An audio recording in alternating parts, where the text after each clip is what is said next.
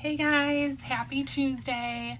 So this is a really important live chat that we're going to do because it helps you stay prepared at your next IEP meeting, but also throughout the year.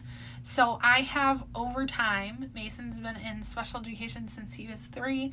I've over time kind of perfected, I don't want to say perfected, I'm sure there's room for improvement, but I have fine-tuned a program that really works well for me. So I put together a program for you guys. I will leave the link in the comments. It's over at my website, NicoleSchlechter.com. for you to download your own IEP Binder Organization system. So without further ado, let's get started. So I totally recommend that you guys go out and get, I use dry erase marker on the front, so ignore that. That you guys go out and you get a giant binder. Now, here's my super cheap secret. Go to Goodwill, because this binder is from Goodwill. There's nothing wrong with it, and it was like 79 cents because binders are expensive and nobody's got time for that. So go hit up Goodwill, go get your 79-cent binder, and then what you're going to do is you're going to put this cover page in there, IEP Parent Binder. And again, I'm always looking for opportunity to save money. So remember I said dry erase? Then I can put his name and the year on that. So that way it works for me to use for multiple years, and I know what's current and what's going on. Also, I really like labels, so that makes me happy.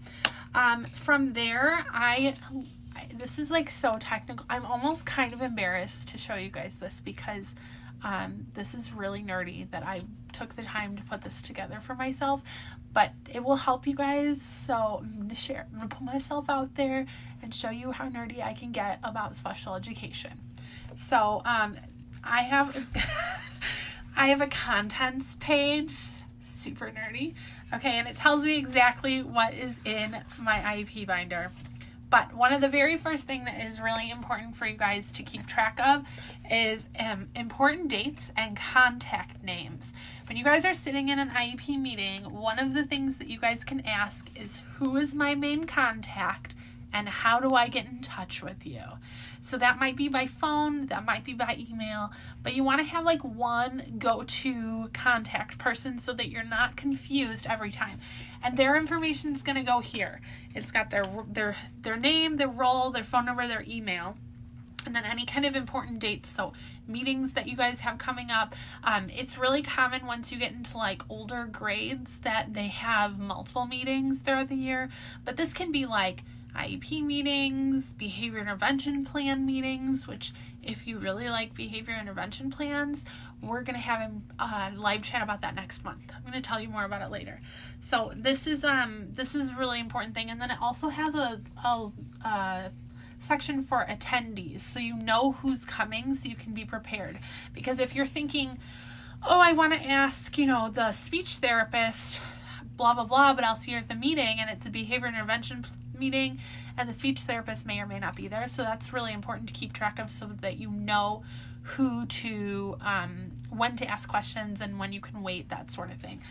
Also about contacts, I said to you guys, make sure you're checking for asking who your go-to person is. One of the things that is really important, I did a live about it earlier, is making sure that things are in writing. If it's on the phone, it basically never happened because it's not in writing. So it's important to not just email your team. I guess that's not like a technical thing, but in my opinion, I think it's important to like build rapport with the team and have a positive relationship with your team members. So sometimes it's okay to give them a call and say like, hey, I have a concern about this. Hi, Angela. Hi, Wanda. But when you have that phone conversation, follow it up with an email. So like per our conversation that we had on the phone today, I just want to recap what we talked about and make sure I understand. That's it. It doesn't have to be anything simple. You can bullet point it and just sign your name and send it. But that way it's in writing so that when you look back, you can know like, okay, I talked about it, and this person, if they don't email you back and argue with you about it, like, I guess that's the Bible, right? Like that's what really happened. So that is an important thing. So important dates and contacts. I printed these out where did my other page go? Oh, so I printed these out on, I like in my binder, I had them just printed on regular printer paper, but, I realized that this is like a pro tip that you can go in there to like your UPS store and you can print these out and you can laminate them or put them on like cardstock so that they're like a little bit easier to find when you're flipping through.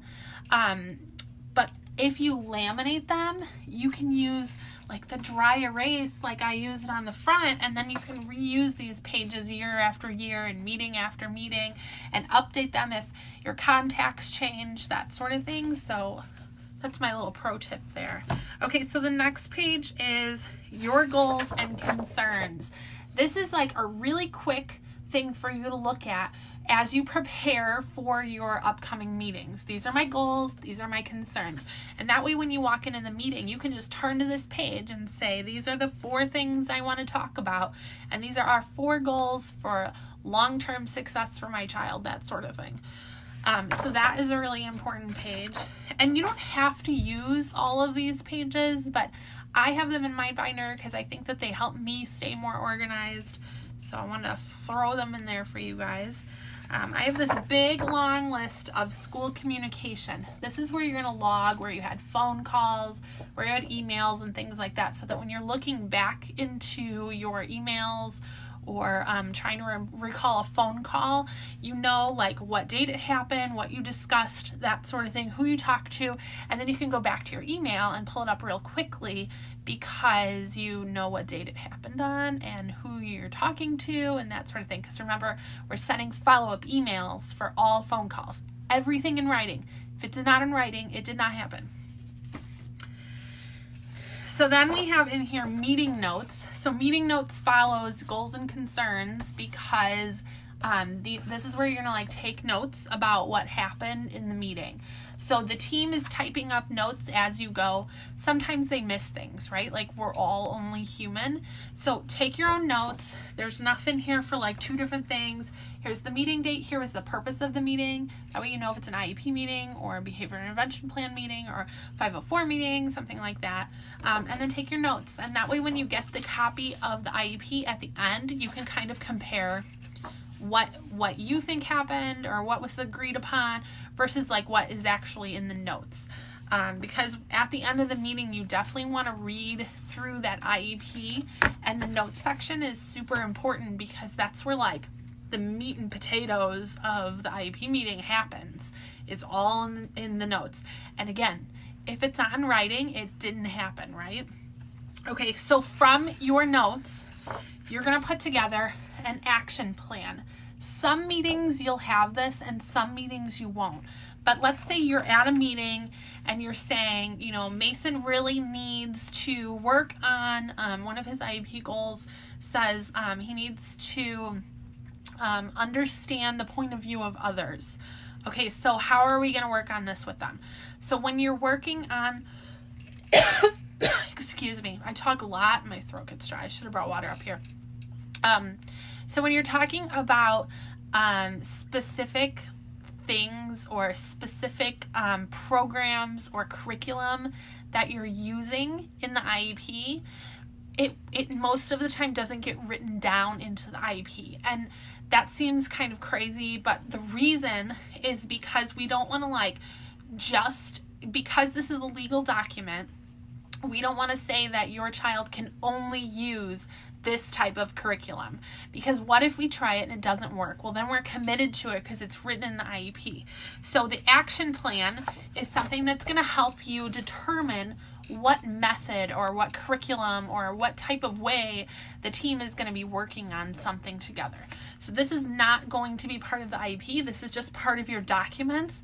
And again, you have the meeting date, what your role is in and not your role in the meeting, but what your role in the action plan is, what the team's role is, and when the follow-up is happening, and what the follow-up method is. So parent input statement is the next one. And this is something that I added to your binder that is not in my binder. But these are questions. A lot of the times when I talk to parents, they're like overwhelmed by what they need to put into the parent input statement, because when you say parent input statement, you think you have to like write a novel, right?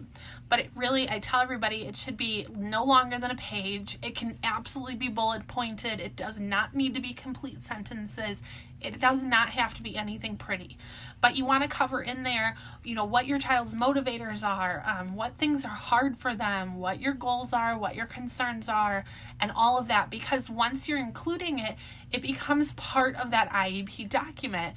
And when the team knows what your goals and your concerns are, they can address them a lot easier if it's in a written document than they can if it's like something that has just been thrown out there and maybe gets missed out of the notes. Another thing that happens is that when you go through your IEP and you look at the parent input statement, it's blank. And this has happened to me before. It happened to me after I started coaching, so that was a little embarrassing, but it did happen. It happens to everybody. The parent input section is blank. And so when a new teacher, a stranger, is picking up that IEP, they have no idea what my goals and concerns are. And then they have to go read through all of the notes, which is kind of a pain in the butt when you're a teacher. Like, you're busy, you have a lot of kids with IEPs, and maybe you're not going to read the notes as thoroughly as you should. But if you have this IEP parent input statement, then the team, the new teacher, the stranger knows exactly what you need, exactly how to support your child. So this parent input statement form, I put in there some some questions for you guys to ask yourselves, because you guys are the expert on your child. You know them best. So it's just some questions in here. What helps me learn, what I like, things like that, so that the stranger picking up the IEP really gets a picture of who your child is, what motivates them, what kind of support they need, what works for them, because we don't want to like recreate the wheel every time we get a new teacher, or new support staff, or new therapist. We want them to be able to pick up this IEP and see exactly what your concerns are, what your goals are, and what works for your child right now. So the next couple pages are just kind of like title pages, so that you know what section of your IEP is at. So up until now, we've only been talking about stuff that is not school documents, so stuff that you guys are going to fill out. But this is just really simple title pages. So you want to have a title page for your current IEP and the date of that IEP. Amanda says, I love that idea. We do an All About Me sheet every year and hand them out at open house to all the team members. I love All About Me sheets, but I do feel like they are better for younger kids than they are for older kids. I think the parent input statement, especially when you get to like middle school and high school, is maybe more age appropriate. But I also do All About Me sheets for all of my kids, not just Mason, who's my only kiddo with an IEP. So the next page is your current IEP, and then behind that in your binder, you'll put the current IEP. I know that that's silly that I just explained that to you. I'm sure that was self-explanatory. In this binder, though, you also want to keep the previous year's IEP. Maybe you don't want to do that. Maybe that's like a lot of paperwork for you. I like to kind of like compare during a meeting sometimes, or compare while I'm taking notes on a draft that I've received prior to an IEP meeting. So I like to have both of them handy. Do not keep 5 years of IEPs in your binder, because your binder will be way too heavy. There's no way you're going to look at all that information. Use a regular filing system for the old stuff, and just keep the current IEP and the previous year's IEP in your binder handy, ready to go. So the next thing that I use that is really, really helpful for me, again, so that I could just pick it up and kind of see what's going on, is this IEP goals at a glance page. It's going to have a place for you to put the goals, their due date, and then keep track of progress reports. So we haven't gotten to progress reports, but this goes in front of the progress report page, so that you can see really quickly what progress is being made. Not making expected progress, making expected progress, the goal has been met, that sort of thing. And in that download, you can print out as many of these pages as you want. They have room for 3 goals on here. but you can obviously print out more pages if you need to. And then you have a title page for your progress reports and report cards. So progress reports will differ. Helena, I'm going to put a link to the binder download in the comments at the end of this. But you can also find it at my website, NicoleSchlachter.com/services. It's in there. Okay, so progress reports and report cards. So this kind of varies per school how they send out progress reports. Most of the time, I've really never seen it done a different way. It coincides with when you get your report card. So when you get your report card, you should be getting a progress report. Maybe not all in the same packet of paper, but they should be coming at just about the same time, because that's when they're kind of making those updates to see where your child's at with the goal, sort of thing. And that is really, really important, because if you're not paying attention to the progress report, and all year, because IEPs, we review them annually, all year your child's not making expected progress, we need to determine if that goal is appropriate for your child or not, because goals should be attainable, right? If you were in my IEP goal writing, I think we did it 2 months ago, where we talked about IEP goals. Your goals should be attainable for your child, and if they're not making expected progress throughout a whole year of progress reports, or you're not paying attention to those, then that goal is not an appropriate goal for your child, and we need to reevaluate it, because the goal is for them to make progress, right? We're looking at these goals as stepping stones to this big giant goal that you have for them in the future. And if they're not making progress on these goals, you're not paying attention to when those progress reports are coming, we're slowing things down for them. We want them to make as much progress as possible. So pay attention to when you get your progress reports, and use that IEP at a glance page to kind of pay attention to what's happening, if they're making progress, if they're not, that sort of thing, and when the goal is due also. And I don't have anything in here for benchmarks or objectives. I'm just talking about those big goal statements. Benchmarks and objectives are a little bit different, and we can talk about, if anybody has questions about those, we can talk about those too. But the next couple of pages are maybe not applicable to your child if they do not have a behavior intervention plan. You don't need this page. But this is just the title page for your current behavior plan, but also have a line on here for when your FBA, or functional behavior assessment, was completed. A lot of the families that I work with have kids who struggle with behavior, and their functional behavior assessments haven't, they're getting suspended, they're getting in trouble, the behavior intervention plan is not working, but nobody has looked at how recently this functional behavior assessment has been done. So if your child's really struggling and they haven't had a functional behavior assessment in the last year, or they're struggling with behavior that's different than what was identified in the functional behavior assessment, then maybe it's time that we reevaluate and do a new functional. So that is a way for you to kind of keep track of that. The last page of this binder is going to be probably your biggest section outside of the IEP section, evaluation data. So any kind of data that you got throughout the year, and this is where you can put daily sheets can go in there, any kind of testing that the speech therapist or the social worker is doing, or the OT is doing, all of that is important.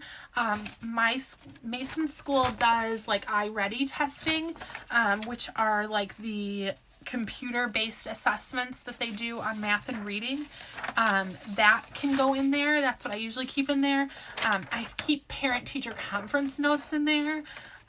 Anything like that. Any kind of extra thing that you have that kind of shows that baseline of where your child is, any kind of feedback you're getting, all of that can go in that evaluation data. And from there, you guys can divide it up in whatever way works for you, but I think it's really important that you have an IEP binder. And the reason is that when you go into a meeting, you are emotional and you're overwhelmed. And if you're anything like me, you forget everything when you walk into the meeting, because I walk in and I'm like, oh, shiny object. I have no idea what I wanted to tell you guys. So this is one of the ways that I kind of keep track of what works for me. I also have a bunch of loose leaf paper in there because I am a big note taker. And I take way too many notes, and then when I get home, I kind of narrow them down, and I'll put them on that that meeting notes page. I don't know where I put it, but this page, the meeting notes page. So this is like my nice page, and then I have like notebook paper that I put in there with that stuff. So the IEP Parent Binder download is available at my website, NicoleSchlechter.com/services. I'm going to leave the link in the comments for you guys so you guys can check that out if you want it. And then I'm really excited. I asked you guys earlier, probably like 2 weeks ago, what kind of live workshop you guys wanted to do next month. I try and do these once a month. If you're new here, thank you for coming. But next month you guys voted, and we are going to be talking about behavior intervention plans, which is absolutely one of my favorite things to talk about, and we've never talked about it here. So behavior is totally my thing. I'm a big nerd like that. So I'm really excited to talk to you guys about behavior intervention plans. But if you have specific questions about behavior at school, leave them in the comments here, send me a message, and that way we can make sure we cover it next month in that live workshop. I will be releasing the date for that and the registration for that. I think it comes out on Wednesday. So pay attention, check back here.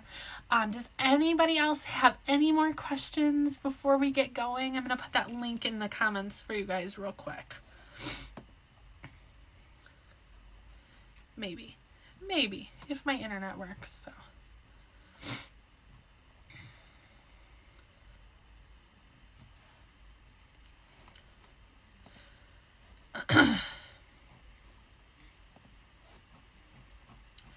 Oh my goodness.